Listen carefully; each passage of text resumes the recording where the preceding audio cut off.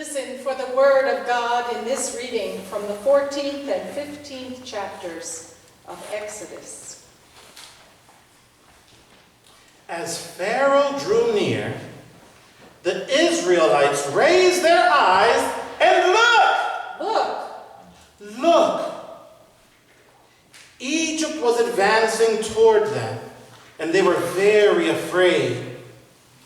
And the Israelites cried out to the Lord, saying to Moses, "Was it for the lack of graves in Egypt that you took us to die in the wilderness?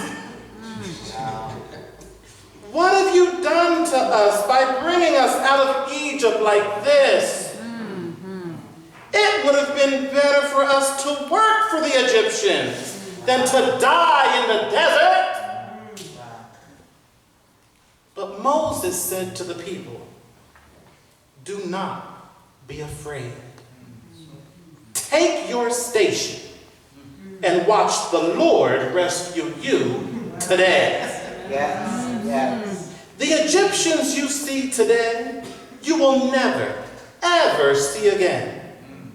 The Lord will fight for you. You just keep still. And the Lord said to Moses, "Why do you cry to me? Tell the Israelites to go forward. Lift up your rod and stretch out your hand over the sea and divide it, that the Israelites may go on dry ground through the sea. And as for me, look, I will harden the hearts of the Egyptians so that they shall go in after them. And I will gain glory through Pharaoh and all his host, his chariots and his riders. And the Egyptians shall know that I am the Lord, when I have gotten glory through Pharaoh, his chariots and his riders." The angel of God who was going before the Israelite army moved and went behind them. And the pillar of cloud moved from in front of them and took its place behind them. It came between the camp of Egypt and the camp of Israel.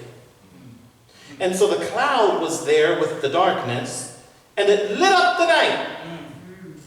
And the camps did not draw near each other all night. Then Moses stretched out his hand over the sea. God drove the sea back by a strong east wind all night and turned the sea into dry land. And the waters were divided. The Israelites went into the sea on dry land. The waters were a wall for them on their right and on their left. The Egyptians pursued and went into the sea after them, all of the Pharaoh's horses, chariots, and riders. And at the morning watch, God in the pillar of fire and cloud looked down upon the Egyptian army, and God threw the Egyptian army into panic. God clogged their chariot wheels so that they turned with difficulty. The Egyptians said, "Let us flee from the Israelites, for the Lord is fighting for them against Egypt." Then the Lord said to Moses, "Stretch out your hand over the sea, so that the water may come back over the Egyptians, over their chariots and over their riders." So Moses stretched out his hand over the sea, and at dawn the sea returned to its normal depth. As the Egyptians fled before it, the Lord tossed the Egyptians into the sea. The waters returned and covered the chariots and the riders, the entire army of Pharaoh that had followed them into the sea. Not one of them remained. But the Israelites walked on dry ground through the sea. the Israelites walked on dry ground through the sea. The waters were a wall for them on their right and on their left. Thus, the Lord saved Israel that day from the Egyptians, and Israel saw the Egyptians dead on the seashore. Israel saw the great work that the Lord did against the Egyptians. So the people feared the Lord and trusted in the Lord and in his servant Moses. And then did Moses sing. Then did Moses sing! And all the Israelites with him sang this song to the Lord. Let me sing unto the Lord, for he has triumphed gloriously. Horse and rider he has hurled into the sea.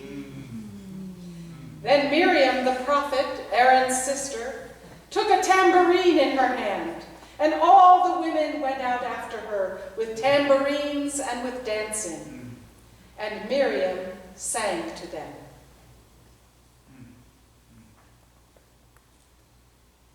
Hear what the Spirit is saying to the church. Thanks be to God.